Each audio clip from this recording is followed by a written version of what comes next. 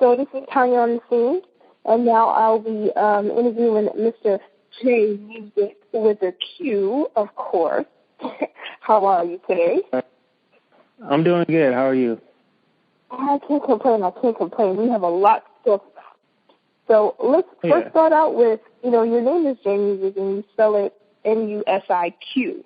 So, what's with the Q? Well, me and my Black Kennedy family, when we started making music, when I moved out to California, one of the things we really wanted to do was really make sure we put out, high quality music. And the Q stands for quality. When we spell Black, it's BLAQ.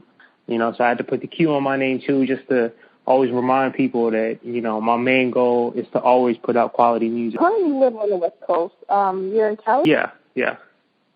All right, but you grew up, you were born in Georgia, correct? Yeah, Valdosta, Georgia. I moved around a lot as a kid. I lived in Valdosta for a while, and then I moved to Nigeria for a couple years, and then I came back. Then I came to California. I was in Santa Barbara for a while before I came down to L.A. So, I've had a couple years here and there. And did you go to Nigeria? Okay, all these questions are in my head. So when did you start with your music? I know you started when you were real young. So when did you start? When did you notice first that you had a passion for music? In terms of me having a passion, I feel like I've always known. There's some old home videotapes of me, singing Barry White when I was 5 years old. So I've always had a really big passion for music, but I didn't really get into actually trying to write and make music until I was 15, and that's when I was out in California for the first time. Okay, so when you went to Nigeria, was that for music based or was that just for fun? Well, my dad's side of the family is Nigerian, and we moved up there because that's where he was working at the time. So I lived there for about 5.5 years, and it was elementary, middle school for me. So yeah. How was that experience? It was different. It was definitely a bit of a culture shock, but especially looking back, I really enjoyed living out there. You get to see the world from a really different perspective than you do out here, and it's really nice to get a chance to see another side of the world. That's definitely a great experience. So now you're in Cali, and you're doing music out there. So how do you think Cali music is different from the East Coast?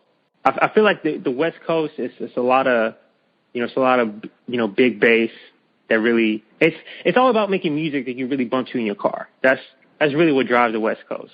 That and having music you can function to. Those are two of the main things I really picked up from being out here. But I don't think there's too many differences, especially now. I think it is a lot easier to tell the difference between West Coast and East Coast, maybe the 90s, early 2000s. But now everything's starting to blend in a little bit. So the reason why I asked you that is because I was listening to California Dreamin' on your SoundCloud, and I feel like you have, even though you're on the West Coast, I feel like you have this East Coast kind of vibe to it. I was wondering myself. I'm sitting here like, okay. Do you think about, who's listening to your music, or do you just kind of vibe out on what you want to rock out to? For the most part, I think it's really about music that I know I'm going to enjoy listening to, because I think that's what really makes me proud about my craft is when I can make a track and I can really feel okay, I want to listen to this track every day. That's what makes me happy. But I definitely do take into account just a little bit, kind of what my market is. I think just me being on the West Coast, I kind of lean towards that a little bit, but it's funny that you brought that up, because I think a lot of the music I listened to, when I was first getting into hip hop, was a lot of East Coast stuff. I really listened to a lot of, Talib and a lot of Mos Def and Diggable Planets and a whole bunch of artists that came out of the East Coast, and they kind of helped influence me into start making music. And who are some of the people that you've collaborated with? Mostly, my Black Kennedy family, Protege on the beat, my boy D Free, 1-6, Young Sino, all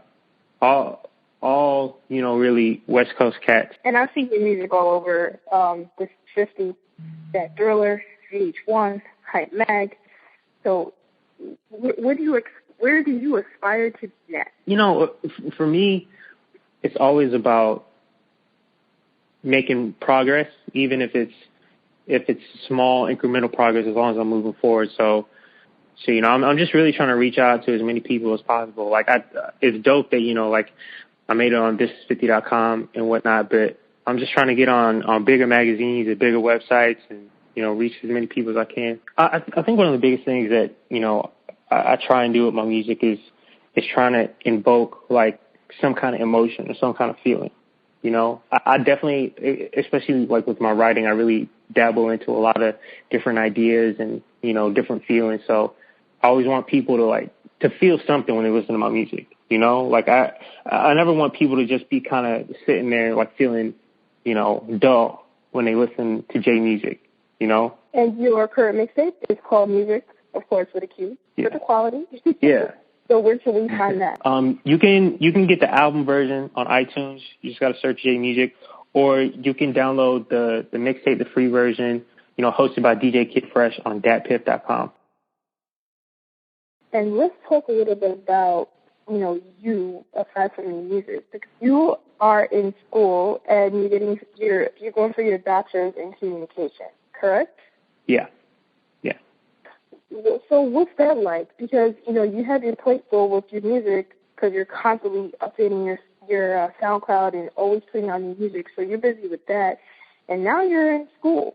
You're getting your bachelor's in communications at that. So how are you dealing with juggling the two? It's rough. And it definitely gets stressful. But I'm really in the final stretch. Like it's crazy. This is my last 2 weeks of my undergrad, so it's been tough at times, but I really do feel like it's worth it. So it's kind of like the extra motivation, knowing that, I'm doing the music and that's really my first love. But, at the end of this, I end up getting a degree out of it. And I think that really does mean a lot. And so it's just something more to work towards. It's good that you have something to fall back on, but what's communication? Where does that come in? Where do you, I would think you would have something in production, so is that where you're going with that? I think communications can really apply to a lot of things because, what you really focus on is how you persuade other people, how you can, the ways that you communicate to someone really means a lot, so what kind of rhetoric that you're putting out to the public, how it's perceived, what kind of message you're using. You can apply that to so many different areas that I really think it's something that's important for me to help build my music career. But, it's important to me because it also helps like build my writing skills and develop, really strong ways to do research and really prove my point, And what do you think, what message do you have to other rappers, singers, or anyone who's coming out who's discouraged? Because, a lot of people are singing, a lot of people are rapping, and so a lot of people feel like there's so much competition, I'm not going to make it, I give up. I think the first thing is really just don't doubt yourself, because that's one of the worst feelings when you really feel like, damn, like I really don't think like I can take the next step. Like this is too much.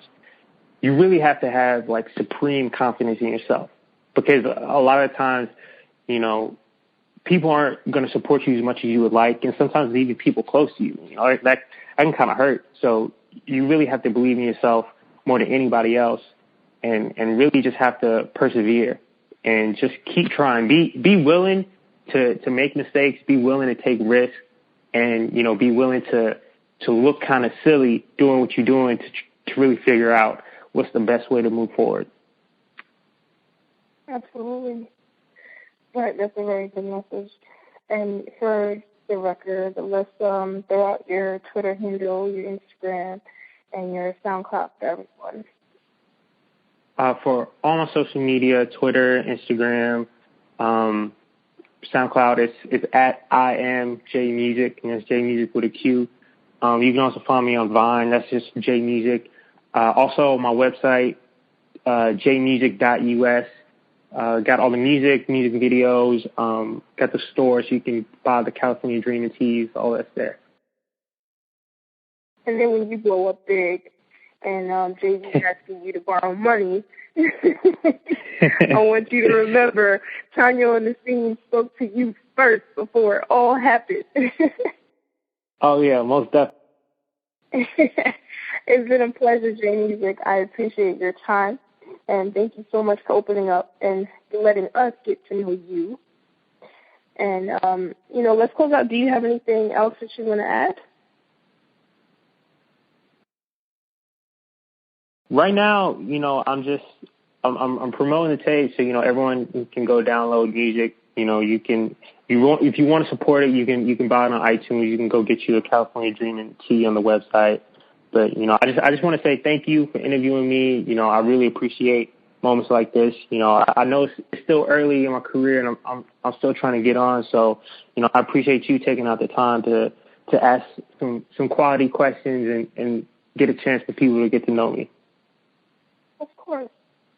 Of course. Everybody was turned down at some point. Steve Jobs, all the people who are millionaires and billionaires, they all started out, some of them were interns. P. Diddy was an intern. So, we all got to start out somewhere. So, as my friend says, love is love at the end of the day. Right. Keep persevering, and I support you, so I love your music. Like I said, I was listening to California Dreamin', so. Thank you. No problem. So keep up the good work. And this is Tanya on the scene with J Music with a Q for quality.